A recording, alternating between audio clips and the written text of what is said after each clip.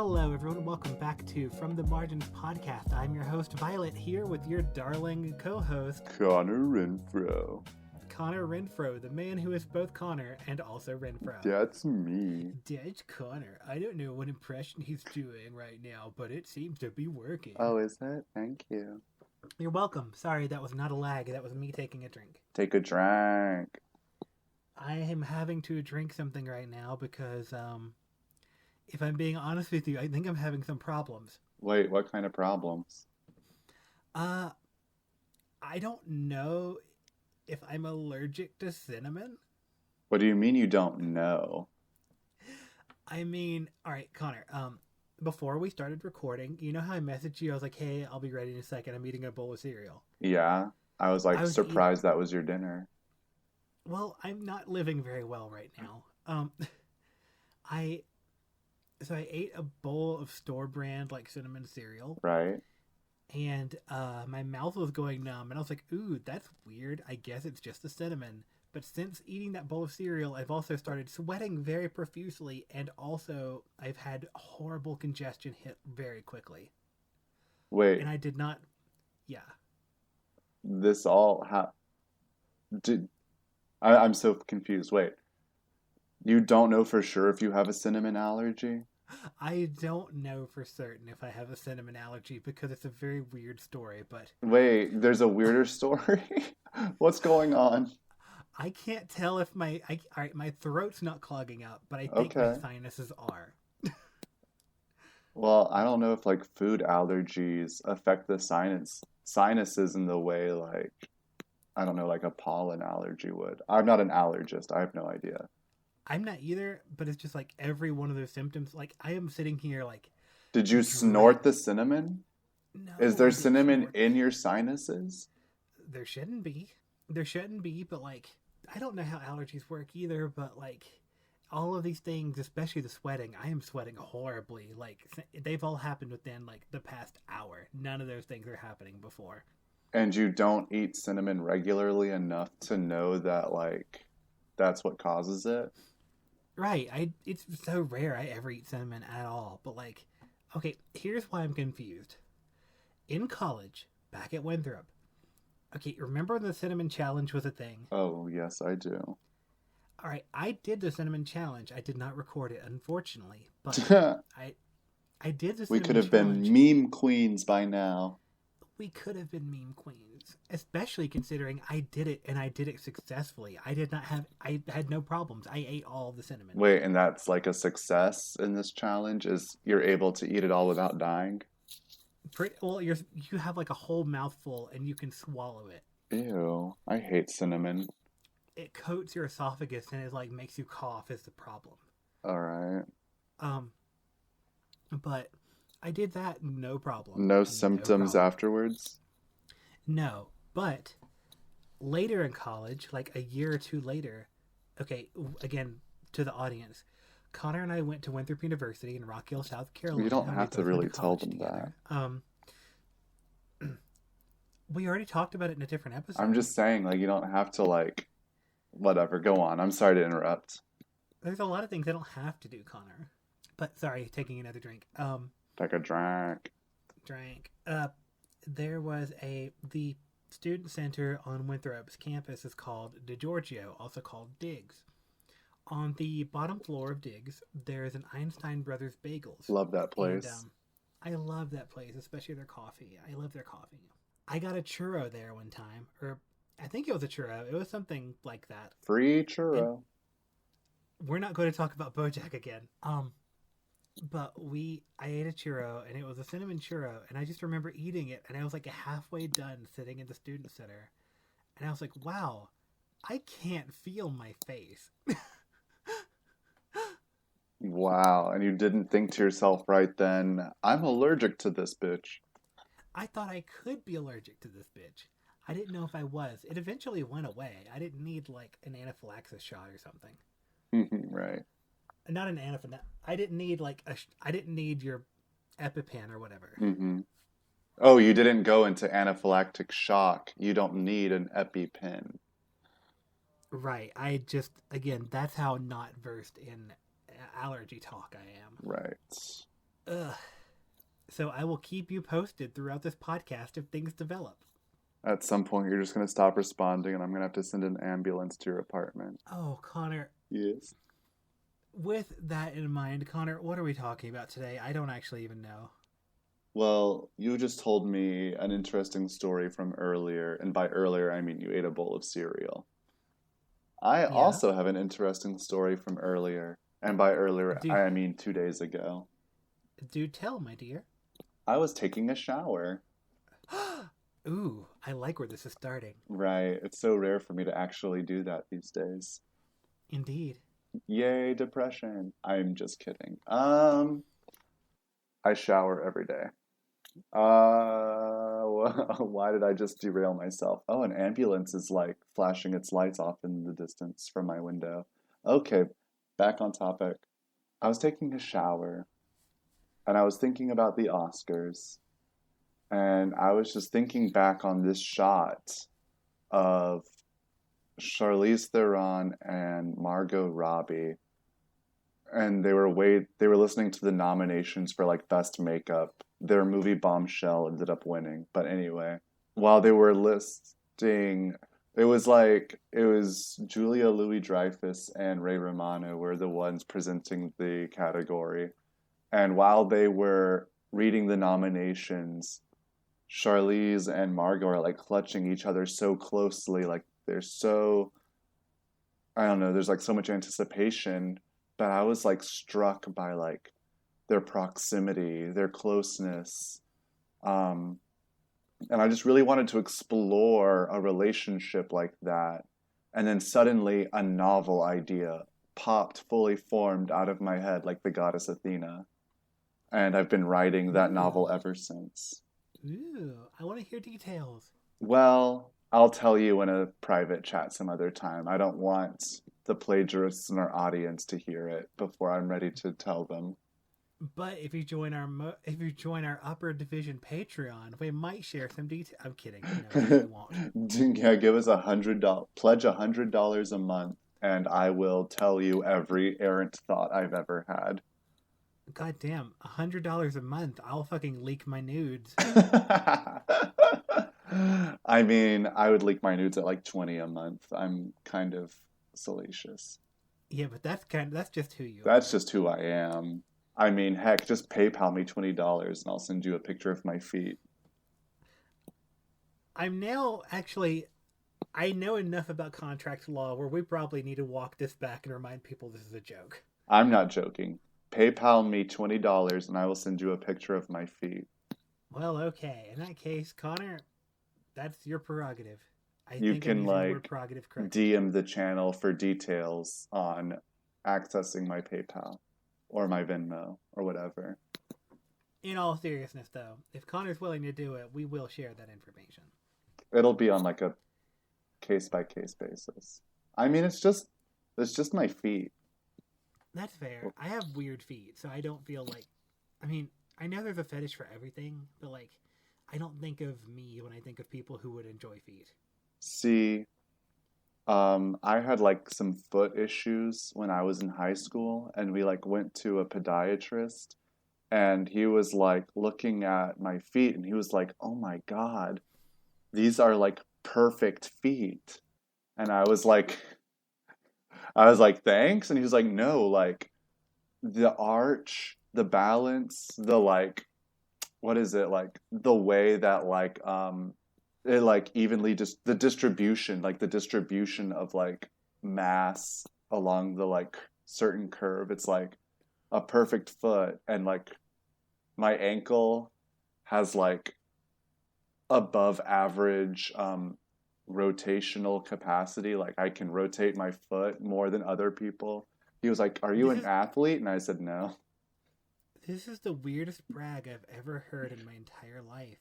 And I was like, "But why do they hurt so badly?" And he's like, "Oh, because you're not wearing the right shoes. You need like a lot more arch support because your arches are just so good. And like most shoes are not made for people Gotcha. with like perfect arches." I know that's a weird brag. Do you want me to get weirder? Connor, is this turning into a feet episode? Do you want me to get weirder? After you get weird, Yes, get weirder, but afterwards I have a story too. Okay, Mom, plug your ears. Don't listen to this. So Oh Lord. I've had partners who are not into feet at all, but like when they see mine, they like freak out. They're like, "Oh my God, I can't get enough of this foot. Like that is such a good foot." Like I had this man who was like sucking my toes, and he like pulled my toe out of his mouth and was like, I've never really been into feet before, and then he put it right back in. I think I'm allergic to that conversation. Why are you sweating again? Connor, feet is so not my thing. That's not the cinnamon, baby. That's hormone. I'm so uncomfortable. So, So yeah, if you want to see these perfect feet, don't forget to DM us. Oh God, I wish I had never said that. I should probably charge more than $20 after that sales pitch. Yeah, Connor, supply and demand. You have just increased demand. Honestly, guys, you name your price, and And he'll see what he can do. I'll see what I'm willing to share for that amount of money. Now we've got a business. Anyway, so I have a story that's the exact opposite end of that story. Do share. So, if you have any interest, if you found yourself really liking what Connor just said on the podcast, please pause and do anything you need to do prior to hearing this part of the podcast. Put it on mute. Exactly. So, when I was in elementary school, I also wore the wrong shoes. I wore shoes that were too small, and they bunched up my toes, and I ended up getting an ingrown toe on my left foot. And if you've never had one before, that is a wildly painful experience. Like, it is so uncomfortable, and it swells up, and it hurts, and you just can't move. It is too painful to move on one of your toes. I went to a foot doctor in North Carolina who claimed to be like, oh, he had worked with like junior Olympic athletes doing their feet and stuff. And I was like, okay, cool enough. This Dr. Connor, if anybody knows who Tommy Chong is, this guy looked dead ass like Tommy Chong, and he talked like Tommy Chong, and he acted like Tommy Chong. And I had a consultation. I was still like, he's the doctor here. I'm not. I have no reason to guess anything about this guy. My parents were a little uncomfortable, but they were like, whatever, he's a doctor. Okay. Well, we decided that I needed to have surgery on my foot because the ingrown toenail was so bad. And they did a procedure during the entire surgery. I don't know how to describe it. It's a surgery where you're awake, but they just block your view of what's happening.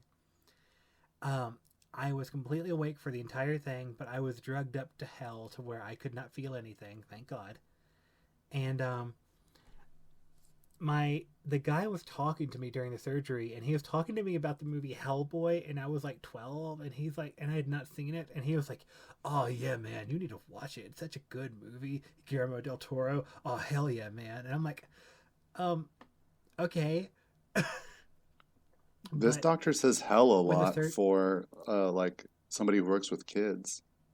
Yeah, go figure. I trust me. I also recognize that. After the surgery, the healing process went okay, except for one very minor detail. Uh-oh.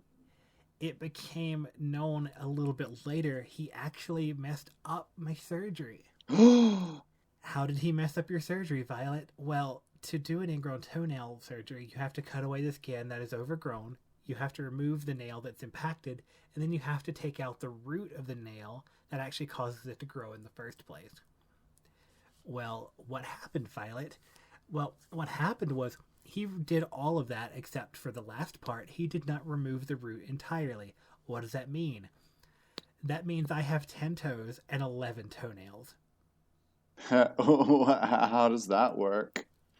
I have on one of my toes, the one that was impacted, I have a normal nail on that toe.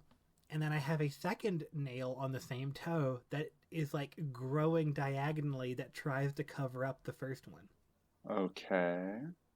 It's Wait, a, I've seen it, right? I think you have. Yeah, I'm getting like a clear image of it now. Do you have to like clip it back? Yes, I have to do specific things to clip that one, or else it will just completely grow. It actually tears holes in my socks. Yeah.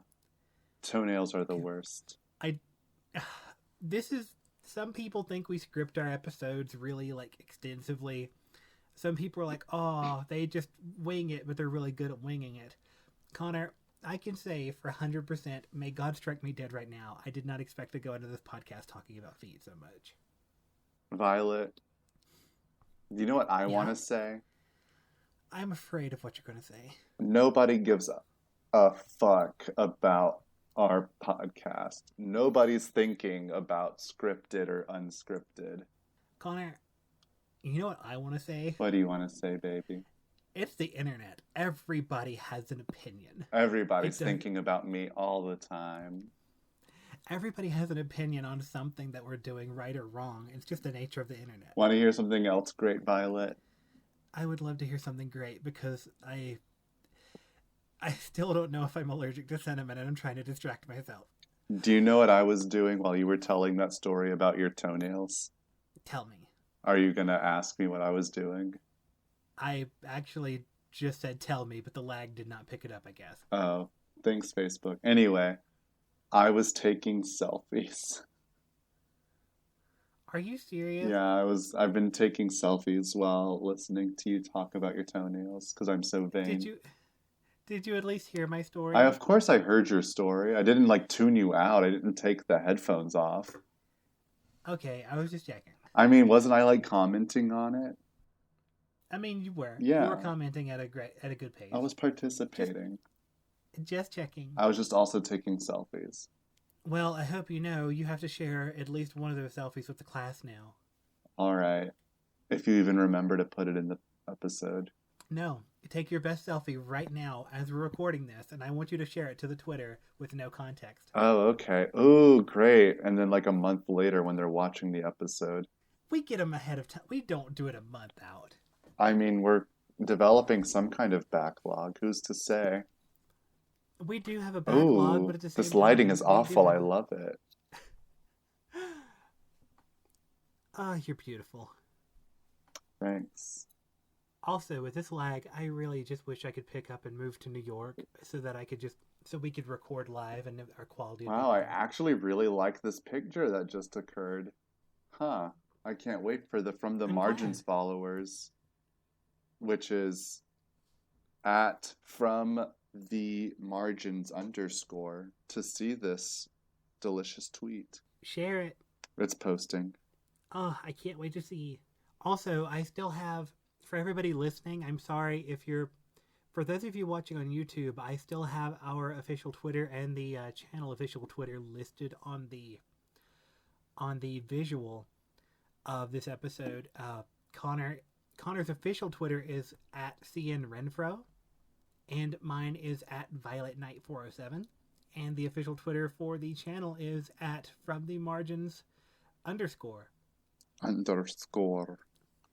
We had to do underscore because somebody already had From the Margins regular. And we weren't about to change our brand just because of that. Right. Like, it's a good brand. We really enjoy From the Margins.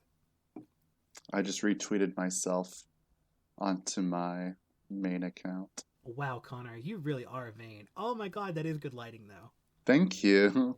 I really like your shirt. Thank you. Somebody asked me if it was too big for me, and I was like, yeah, it is. Thanks for noticing. Now, Connor, here's the real question. Yes? I don't want this to become the foot episode. What else are we going to talk about? I mean, we already talked about writing earlier, right? We talked about it on the phone. We didn't talk about it here. No, yeah, I brought it up, didn't I? You brought it up, but we didn't actually go into it because we got distracted with feed. So, okay. Would you like to talk more about your writing? Well, because I mentioned this, idea came almost fully formed out of my head, and I wanted to know, Violet, have you ever, been incredibly inspired? Oh, God, yes. Yeah? Yeah, I get incredibly inspired all the time. Well, not all the time, but pretty often. So what is that like? Like, I don't What know. does the process of being inspired look like for me? Right, so whenever you do sit down to write, is it because you just had inspiration and you have to get it out, or are you more of a planner? Do you like plan a story? Is this even the right way to conduct this conversation? I think it's just as good as any other way. Um, if I'm being entirely honest, it's a little bit of both. Like, there is a short story that I sent to one place. I can't even remember where I sent it off to, but they haven't gotten back to me yet about whether or not they published it or are going to publish it. So it still needs to be edited, but it's completely done. Um, it's the one. I'm not going to give anything away by saying this, but Connor, it's the one about the museum. That story, I wrote it all. I came up with it, thought it all out, and wrote it all in the same day. It's like I think it's like 4,000 words, maybe something like that. It was pretty And it could good. be shorter, frankly. And when I came up with that, first of all, I come up with an interesting premise. Second of all, I come up with, all right, the premise is nice, but what makes it substantively good? Why are people going to stay other than the gimmick of the story to read it? What value does it have as an independent piece of writing? Then third, after I've come up with why it's valuable outside of the premise itself, I then think, okay, well, what are some of the language that I want to definitely include in that story? What are some ideas that I want to get across very, very explicitly? Once I have those three elements, and if all those three elements are in like harmony with one another, and I feel like they actually do form a cohesive idea worth exploring, then I move forward and actually put pen to paper. If I don't get those three elements, I don't even begin writing on the project. Wow.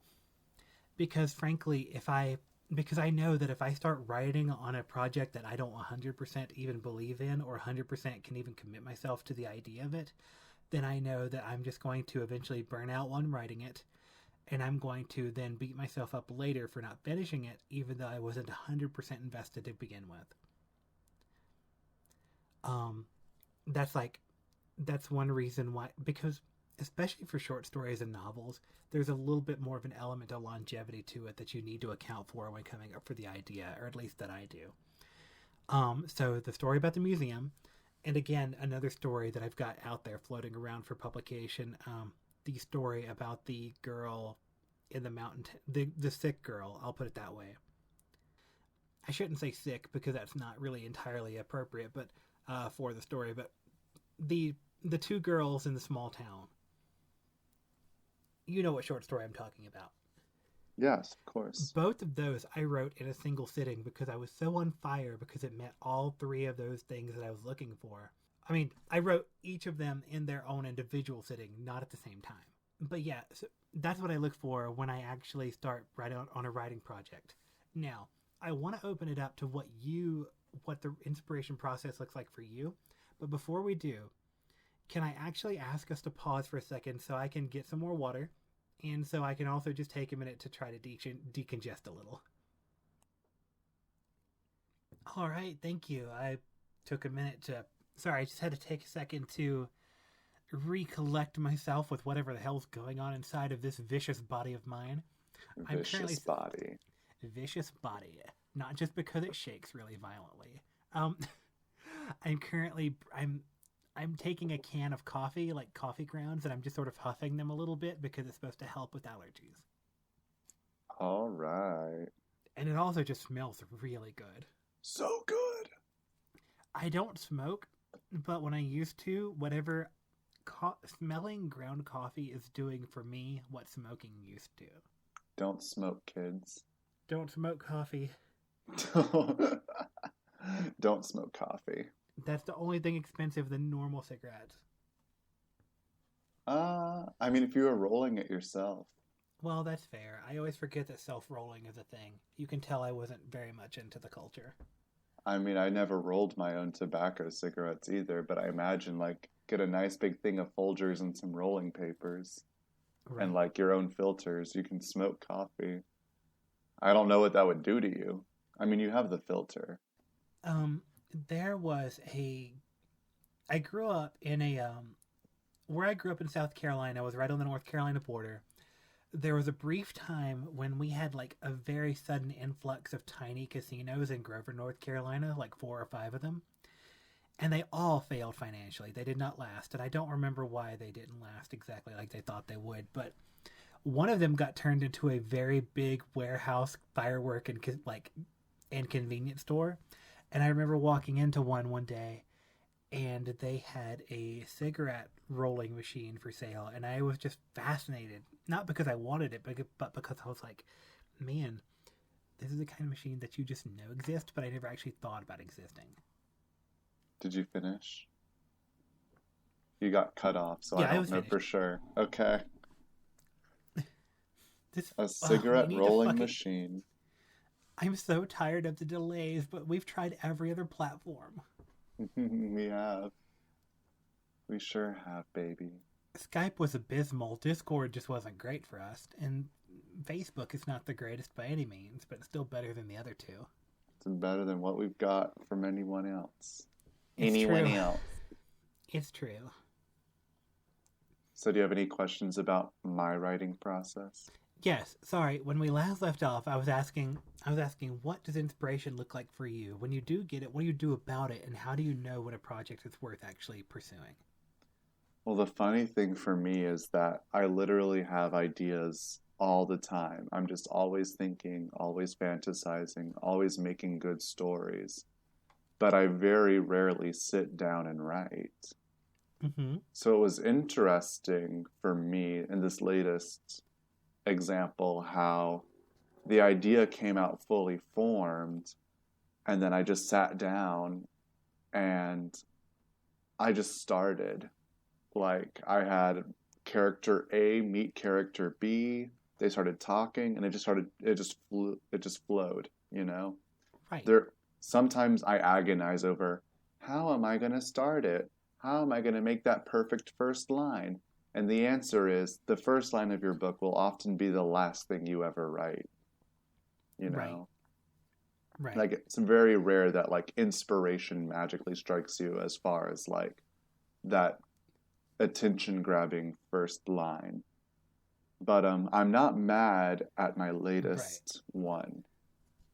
I just talked about how, character B had the unique talent of making you fall in love with him even after making a bad first impression. And then I just moved on into what that first impression was.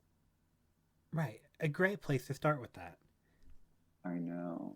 Thank you. And also, I think you touched on something actually very important to note when it comes to writing that I often have to sit back and coach myself through it, and that is the idea of the perfect first line or the idea of the perfect anything when writing a book. Are you okay? Yeah. Sorry, I didn't mean to say that out loud. Oh no, you're good. What happened? I compulsively brush my hair while we record, and I guess I had like a pimple on my scalp, and it like caught the brush leg, and it really hurt. Oh God, Yeah. I am so sorry. But yeah, like this idea of the perfect anything when writing a book. I think the sooner that you get over the idea of a book being perfect, the sooner idea you'll actually have a fucking book. And I know that you want your book to be the absolute best you can be, but it will never be the best it can be if it's always going to be in your head. Which is why whenever you mention the idea of the perfect first line, I often have to help. I often help. Yeah, I often have to help push myself through writing a book or writing any project because I'm so hung up on the details, even when I'm writing my first draft, that I sit in one place and lose momentum and completely just falter and never get it done. Where if I give myself the creative freedom to just get the first draft done, bare bones, blemishes and all, I can then make it as perfect as I could ever want it to be in the subsequent drafts. Exactly. Your very first draft should just come galloping out of you as fast as you can capture it. Blemishes and all. Exactly. Because if you stop yourself at every turn and think about what you're doing wrong or how it could be better, you're just holding yourself back from progress. Right. Like, I'll be writing something and I'll be like, wait, no, that doesn't work. And I'll be like, well, I can't go back now. I just have to make a note of it here and then keep going. Um, I know that I have a system that I've been using recently to help counteract that problem. And that is, I type all of my stories. I never write them in freehand or anything like that just because my handwriting is atrocious. So I take either post-it notes or a piece of paper or something, and whenever I think of something I want to go back and add later, I freehand write them down on that so that my notes about the story are separate from the actual draft of the story. That way I don't feel like it's an incomplete thing, and I feel like my first draft is my first run through, but I also still cataloged all my thoughts that I felt were important enough to go back and add later. And that way I don't get hung up on forcing them into my first draft when I don't have that time or capacity mentally to go back and do that. Oh, that is actually a good idea. I'm gonna like share that with my writing group. Please do. Like, keeping a physical separation is so big. No, it's actually super huge because I was sharing with my writing group Right. about the journals I keep and how I handwrite all of my ideas. And it's not even that I'm like drafting, it's that I will literally write an idea and I will like talk to myself through journaling about the idea. I'll fully flesh it out. Have you heard about the distinction between pantsers and plotters? No. So, a plotter is somebody who plots out the entire book. They have an outline, they've done all of their research, they get the entire structure ready, and then they fill it in with, story. They get everything ready and then they write. Right. And then pantsers, they fly by the seat of their pants. They're just like, oh, I have had an idea. Let me go write it down. And they open up their laptop or their notebook and they just start writing. I am a pantser. I'm just like, I am a plotter. oh, that's why we work so well. Yeah, I think I'm closer to a plotter. See, I'm like, I have an idea. I just need to start writing. I have to just get my hands right there in the mud immediately and start playing with it. Um, and then pantsers will have much more extensive revisions because it's like they can get to the end of their draft and realize the whole thing is shit. Whereas a plotter would not have that problem. They would have realized that before they even started. Oh, exactly like I was just describing. If I realize that, at least if something's flawed in my overall story before I even go to write it down, then I just don't do that story. Right. But you're right. So the plotter, no, the pantser will have a much more cumbersome revision stage, but the plotter has less of a chance of ever getting anything written. Isn't that the truth? So, what I was sharing with my writing group was the idea that like I keep journals Mm-hmm. and everything I ever think of I write in the journal by hand. And when I'm stuck during like a TV pilot or a short story, I stop writing it and I go to the journal and I just explore, whatever my writer's block is. I'm like, I just don't know how to get character from point A to point B, or I've lost track of character's motivation. I don't even like character anymore. And I just like journal to myself and I think it through and I make little charts to myself. And I'm like, this is the symbolism. This is what I want it to mean. And then it like keeps me motivated. So that's what I thought of when you were talking about your post-it notes, how it's like, well, actually, no, that's not what I was thinking about. What I was thinking about was what my friend, who's also a plotter, told me. She said, Connor, I love the idea of journaling because the software we use to write in, it has its own, like, plotting, like, beat board where you can, Right. like, plot the beats to your story of your plot. Right. And she's like, but I hate using it because everything I do on the computer feels like it has to be perfect. Exactly. Yes. That's how much of a plotter she is. It's like, I can't type it up until I know it's what I want to do. Whereas I'm typing it up and then deleting and then typing it again and then deleting. I'm like, I'm just going to keep typing until it's right and then I'll move on to the next line. But she's like, I can't type anything until See, I know I it's the can't. right thing to type.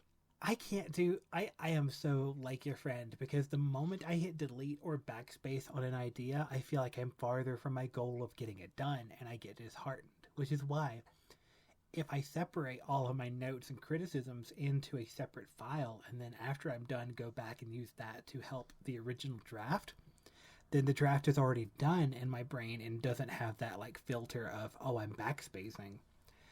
Because it's like I have a first draft. It doesn't matter how much I take out or add. The draft itself is done. Um, and two, I just I also completely understand where it's like if I'm writing something in an actual file that has like blank blank draft as the title, then that is the official draft, and it better be as perfect as I physically can make it be in the first try. I mean, Violet, you remember my TV pilot, right? Is it the one that I'm thinking of that you submitted to the festival? Yes. Yeah, then yeah. Yeah. It's like on its fifth revision. It's on its fifth separate file name. It's at the point where I'm like, here we go again, .pdf. If I'm being honest, I can't do that because every single iteration of that file, it sort of reflects me, and I'm like, oh my god, I've had this book under three different file names, and they've all had all like 20,000 revisions, and I'm not satisfied. And it's just a symbol of how much of a mess I am as a person, and I could be doing better, and oh my god, I'll never make it. And it just becomes a big, weird echo chamber of nonsense in my head, which is why I've had to like develop strategies to counteract and take into account the fact that I'm going to get really weirdly neurotic about my writing until it's actually done. Uh, I don't know why I didn't turn out to be neurotic. My mom is super neurotic. Mom, if you're listening to this, I love you. If your mom is still listening to this after the entire thing we talked about earlier with the whole feet and whatnot, I'd then goddamn, she is a champion. Layla is a champion. She is. I figured if my cousin can say his mom's name, I can say my mom's name. That's true. He does say his mom's name an awful lot, He so says my it's name up an to you. awful lot. He does say your name an awful lot. I want to make a compilation one day of every time he references you. Aw, give it to me for Valentine's Day. Aw, Connor, that's Dear tomorrow. listeners, we're recording this before Valentine's Day, but you will hear it after Valentine's Day. That much I can That's promise. true.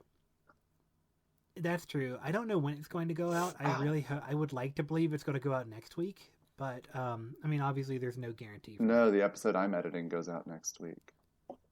Okay, I didn't know if that's fair because that one, the ones where we don't reference really anything specifically temporally, can go out frankly whenever, so long as we have an episode True. each week. Well, now that I've said the name Valentine's Day, this one is like already like a shot to the front of the queue. It's true. It's dated now, You're dated. but either way, shut up, you bitch. Thanks, Gorge, but yeah, every week we're going to at least put out one from the margins and try to put out something else in addition to that. I know I have not put out any nightly news in a while, and I'm very embarrassed about that. I don't make promises because I can't deliver. I love delivering. I want to make sure that I deliver really good quality stuff, and my ideas for nightly news. If I'm being honest, a lot of it's just a problem with resources. Like, I still intend to make that Life is Strange episode, but I want to add video instead of just still pictures for my review. I want to kind of up the game a little, but I don't have any like I do not have the storage on my computer right now for like audio for video files, and I don't have the money to get like an I don't have a money to get like an auxiliary hard drive or some thumb drives that have enough space. Oh my god, why are we doing this when we're broke? YouTube is a rich person's game. Mm, I mean, I thought we would be like mostly Spotify because it's a podcast. I mean, and frankly, we can do both, and I like them both. I just still have not looked into what I've looked into how to get on Spotify. I just haven't done the stuff to do it yet, which this should incentivize me. Yeah. I think YouTube has a much faster path to monetization, but Spotify, from the very first day that you put stuff on Spotify, you can get money for it. It's just it. Spotify is a matter more so of volume. Uh, Never mind. Spotify is where we should be focusing all of our resources. Yeah, because from your very first day uploading on Spotify, you can get money. It's just a matter of how popular it is. Which, actually, now that I think about it, yeah, why aren't we doing Spotify more? Right, like we're an audio first like channel. We I can would save like to so change much that time and eventually. energy. Eventually, I would like to have video offerings, and I would love to start, like, I'd love to do gaming and do some vlogging and do a comprehensive, like, channel, but right now we just don't have those resources. Like, Right. all right, I'm going to get a little bit personal for the audience. I love Denver to death. I love Colorado so much. It has been one of the best places in the world for me. But I'm very seriously considering moving, and depending on the jobs that I get, or depending on like if I can find work in a expeditious timeline, I would love to vlog my moving process and show what it's like to relocate to the place I have in mind. But right now, that's not like even moving's not a viable option immediately until I have some stuff secured. But I want to show that process and sort of take everybody along for the journey if that day comes. Yeah. Yep. Yeah. Yeah. And this all these dreams can come true if you just buy Connor's feet pics. Just it's a win-win situation. Violet can afford to buy groceries. I get validation. You get pictures of my feet. My perfect You feet. get pictures of some of the apparently most medically perfect feet at least one doctor's ever seen. One out of one doctors agree. One out of every other Can doctor in the world agrees. Conversely, if you want to see my nightmarish Beauty and the Beast feet pic, we'll talk about that too. A shot for shot remake of Beauty and the Beast, except Belle is my foot and Beast is your foot. Connor, that is awful, and I don't want you to ever say that again. There must be more than this provincial life. Ew, who's Gaston? So anyway, I was at trivia last night, and the final round was Disney songs, and you had to name the singer of the song. Yay! Not the title of the song, but the singer. And they were playing Belle's first song from The Beauty and the Beast. It was the Emma Watson version, and Mm-hmm. hearing Emma Watson sing made me actually throw up. Oh my god, vicious. This is an Emma Watson hate blog. Damn, yo. I wasn't signed up for that. I like Emma Watson. Oh, I hate her guts. I like her. I'm about to see Little Women for the second time tomorrow. Is it good? I've not seen it. Galentines. I actually I enjoyed it a love lot. Galentines. If you lived I'm near glad. me, you could be my Galentine. Please, I'd love to be. And we could go I see wish I Little did Women live near you. together. Ah, Connor, stop telling me perfect things. Just kidding. If it was you, I would not recommend seeing Little Women twice. I would Oh, have us go see a brand new movie. that's fair. Oh my god. All right. So speaking of new movies, I'm not going to go in depth about this because I'm tempted to talk about it on a different thing. But can I bring up a movie that I watched recently? Is it Horsegirl? Yeah, it's Horsegirl. I'm not going to lie to you. It's Horsegirl with Allison Brie and Molly Shannon. It was a weird movie. I did not know a single thing about it going in. I did not watch the trailer. I did not read the synopsis. I did not know anything. Was not prepared. It took some kind of predictable turns in some ways, and in some ways it really did not. But it just breaks your heart at times. I'll put it that way. Can I say If you've something? ever seen the movie, yes. Wait, I don't want to interrupt you. Keep going. If you've ever seen the movie Requiem for a Dream, you know the emotional feeling that you get the last quarter of the movie? Horse Girl was that emotion for 3/5 of the movie. At one point, I found myself saying, Jesus Christ, how is there still an hour of this movie left? Oh my god, I don't know if I have it in me right now. But maybe it's also because there's other things involved with that movie that made me more susceptible than some others. But yeah, that's all my thoughts on Horse Girl that I can share without going fully in depth. Violet, can I say something? Sure, what's up? You talking about Horsegirl reminded me of my second writers group that I'm in, Mm-hmm. and one of the participants submitted an excerpt from her novel, and there's a scene where like the main character is riding a horse, because they're like doing a fox hunt. It like takes place in like England, and so there's like this is the nobility, and they're doing like their fox hunt, but the main character is like riding the horse, and she hasn't ridden in 10 years, but she like hits this stride where it's like, you know, perfect symbiotic. Their heart beats as one. His brain, the horse's brain, is my brain, the character's brain, and I don't know. It's like that's the Right. power of literature. Like I know like we make fun of horse girls, but I used to ride horses. Did I ever tell you that? I don't think you've told me that. Did you ever know that I was a horse boy? No, I did not. I actually took horseback riding lessons when I was Connor, a child. how have I known you for all of these years and never known that you were a horse boy? I wasn't a horse boy. My sister was a horse girl, and she took horseback riding lessons, and I did take them with her. But I used to ride What is it about horses. South Carolinians and horse riding? We're country Gotcha. anyway. Um, anyway, so I was actually telling the lady who wrote this novel excerpt, like, you were telling me that, or I was reading what you wrote, and suddenly I was back in that memory and I was connecting, and I'm like, oh my gosh, that is kind of like a powerful sensation when you're like riding the horse. And I'll be honest, I never made it faster than like a canter for like 5 seconds. Right.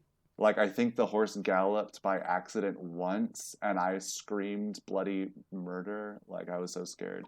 So like cantering was the most I would ever do on the Oh, horse because I was like afraid of it.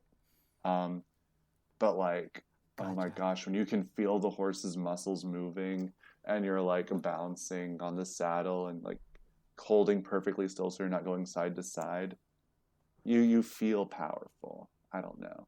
Like you feel the Right. horse's power. Gotcha. Is that addressed in Horse Girl at all? To a degree, Yes, this is my there is movie. a degree of that, but I'm not going to go like again, for those listening, Connor's not seen the movie, and I did not bring it up with him really prior to this, but there's a degree of that element to it, but it's not. I'll put it this way: the movie does not beg the conflict. I mean, the title does not beg the conflict of the movie. All right. It's almost tangential.